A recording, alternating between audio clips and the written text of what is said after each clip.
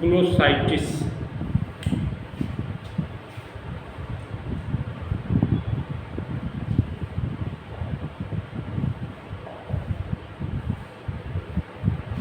जिसको बोलते हैं कि जिह्वा का प्रदाह।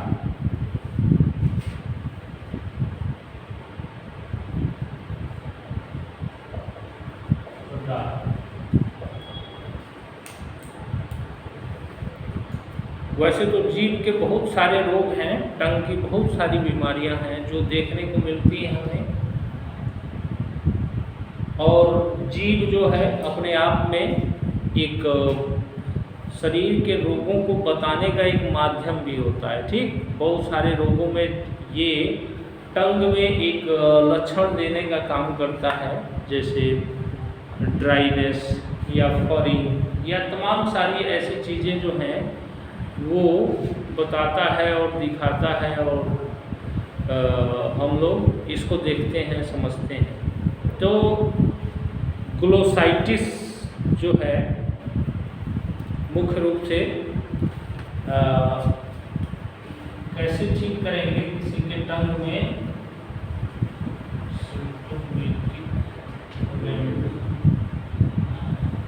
Organic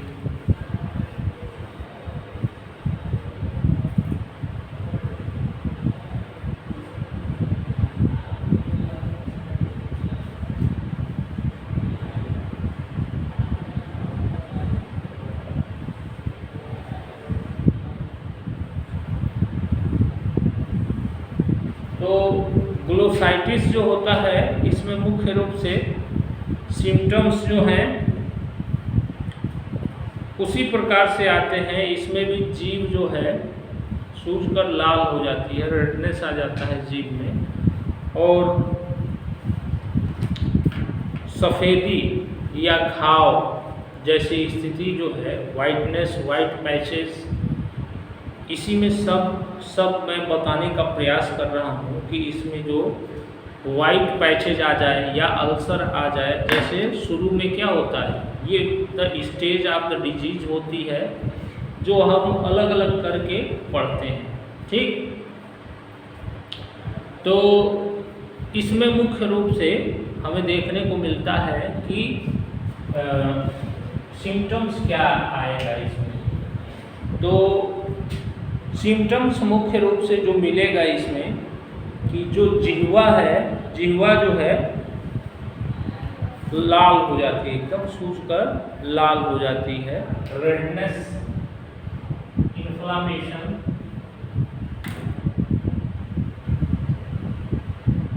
redness of tongue. ठीक, यानी कि इसमें इन्फ्लामेशन होता है, रेडनेस होता है टंग में, और एक्यूट कंडीशन में यही चीज़ें देखने को मिलती हैं। 4 स्टेज मैंने बताया, तो इसमें एक्यूट, सब एक्यूट, क्रॉनिक, डिजनरेटिव, ये 4 स्टेज होती है बीमारियों की, जो हमें हर बीमारी में देखने को मिलती है। तो इसमें टंग में ग्लोसाइटिस जो है एक्यूट फेज है। ठीक,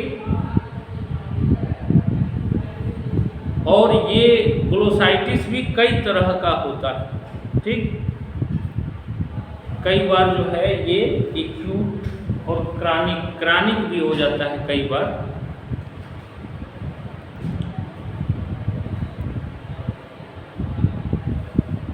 और माइग्रेटरी ग्लोसाइटिस भी होता है, माने एक जगह होता है, फिर दूसरे जगह होता है, फिर तीसरे जगह हो जाता है। यानी कि पैचेज के रूप में एक जगह हुआ, फिर दूसरे जगह, तो उसको क्या बोलते हैं, माइग्रेटरी ग्लोसाइटिस। मुख्य रूप से माइग्रेटरी ग्लोसाइटिस। रेडनेस होता है, फिर धीरे धीरे क्या होता है कि वो ठीक हो जाता है और फिर दूसरी जगह हो जाता है।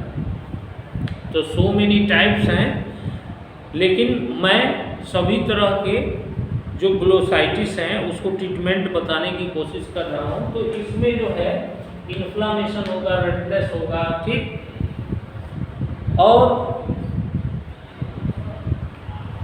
इसमें जो है सब एक्यूट या क्रॉनिक स्टेज में इसमें क्या हो सकते हैं कि पैचेज हो सकते हैं, पैचेज या अल्सर, पैचेज या अल्सर, टंग पर घाव हो सकता है, अल्सर हो सकता है, ठीक।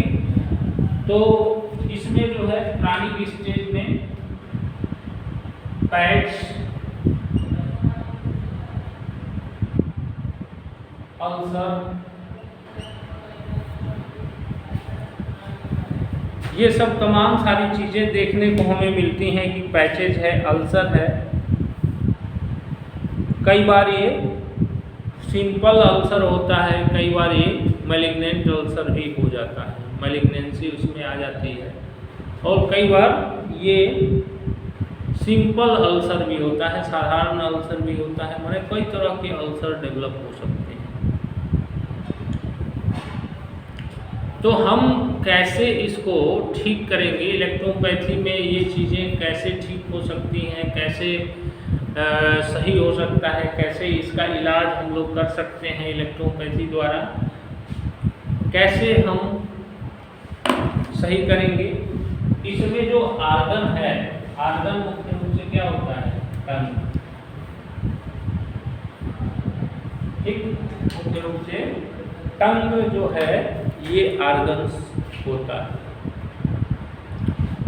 अब कारण पे आते हैं, तो इसमें जो है कई लोगों को देखते होंगे कि वाइट पैचेज हो जाता है, कई लोगों का ब्लैक जो है टंग हो जाती है, ब्लू टंग हो जाती है।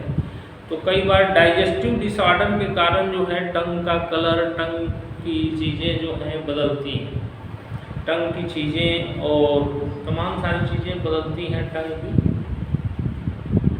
लेकिन इसमें हम ग्लोसाइटिस की बात करते हैं तो इसके पीछे कारण जो होता है उसमें इंटरनल और एक्सटर्नल दो तरह के कारण हमने हमेशा आपको बताए हैं। तो ग्लोसाइटिस होने के पीछे जो कारण है इसमें मुख्य रूप से इन्फ्लामेशन होने के पीछे जो कारण है, सूजन होने के पीछे जो कारण है वो मुख्य रूप से स्टोमेटाइटिस में भी ये होता है। स्टोमेटाइटिस के केस में भी इसमें जो है टंग में रेडनेस आ जाती है, तो स्टोमेटाइटिस के केस में ऐसा होता है। और कई बार डाइजेस्टिव डिसऑर्डर, डाइजेस्टिव की गड़बड़ी से कॉन्स्टिपेशन यानी कि इंडाइजेशन, कॉन्स्टिपेशन, ये सब गड़बड़ियाँ जो हैं मुख्य रूप से होती हैं इसके पीछे कि डाइजेस्टिव डिसऑर्डर।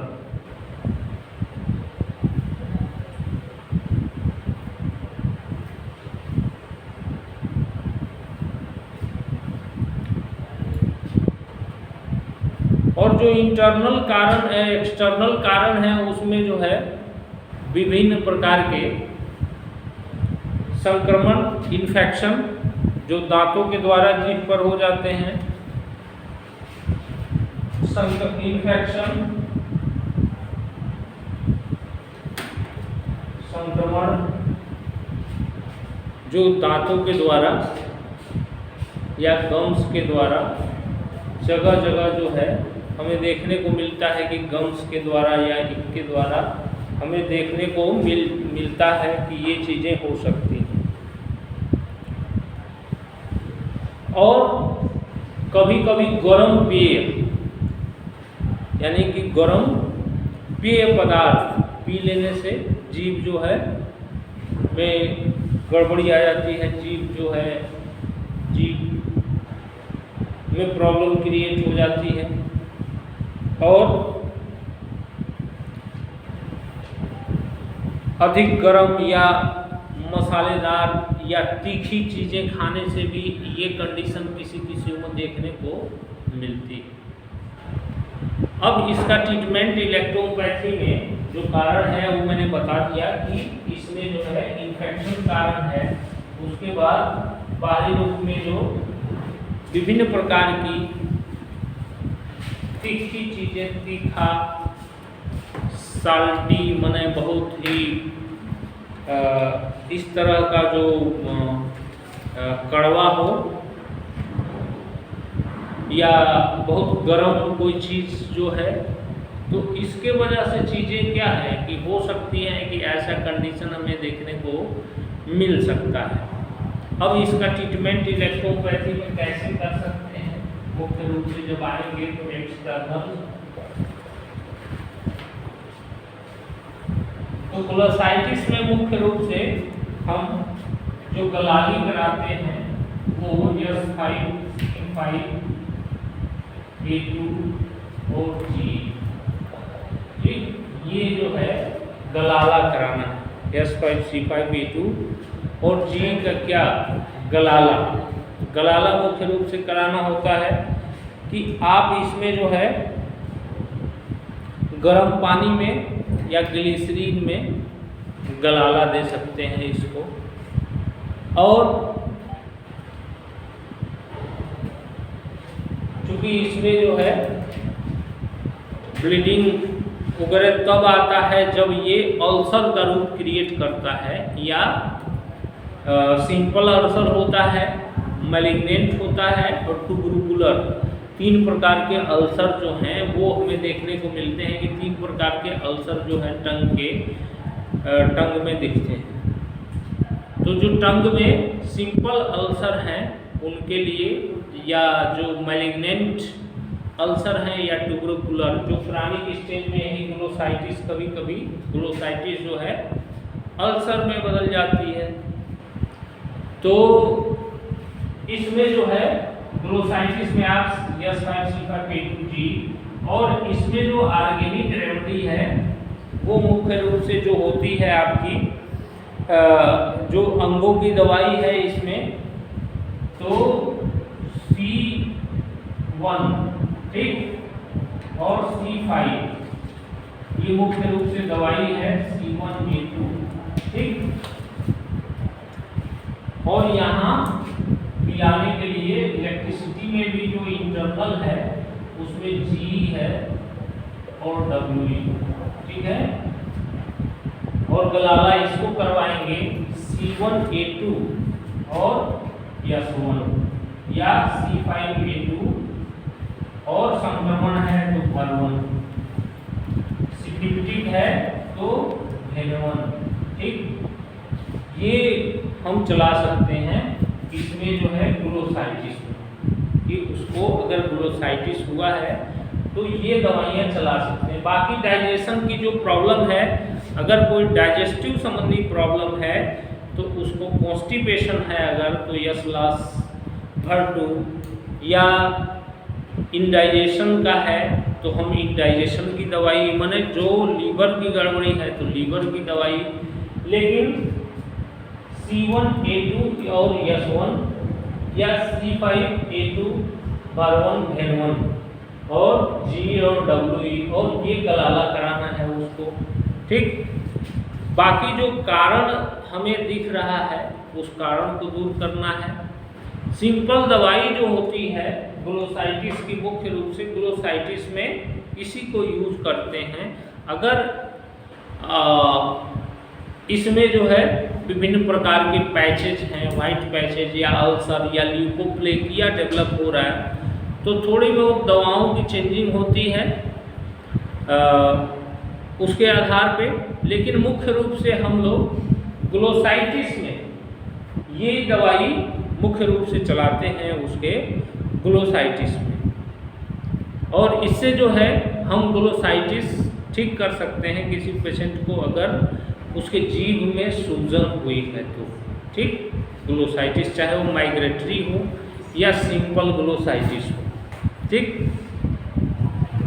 दिखेगा जब पेशेंट का या तो टिप वगैरह पे लालिमा दिखती है, या मार्जिन पे लालिमा वगैरह दिखती है, या एक घेरा के रूप में लालिमा दिखती है, और इसमें जो है यही सारे लक्षण हमें देखने को मिलते हैं। तो ये दवाई हमारी एक्सटर्नल और इंटरनल इसी हिसाब से हम यूज करके और इस ग्लोसाइटिस को ठीक कर सकते हैं। और ये जो है ग्लोसाइटिस का ट्रीटमेंट हुआ इलेक्ट्रोहोम्योपैथी में कि कैसे हम जीवा के प्रदाह को ठीक कर सकते हैं और बहुत तीखी चीज़ों को अवॉइड कराना चाहिए कि ऐसी चीज़ें जो इसको बढ़ावा दे रही हों, जैसे एसिडिक चीज़ें या कब्जियत वाली चीज़ें या जो चीज़ें इसको बढ़ावा दे रही हैं, इसको बंद करने का प्रयास करना चाहिए कि ऐसी चीज़ें पेशेंट को ना मिले, ऐसी चीज़ जो है उसको ना दिया जाए। तो इस तरीके से हम किसी भी तरीके के जो ग्लोसाइटिस हैं इसको हम ठीक कर सकते हैं। ग्लोसाइटिस, तो ये ट्रीटमेंट आपका ग्लोसाइटिस का हुआ।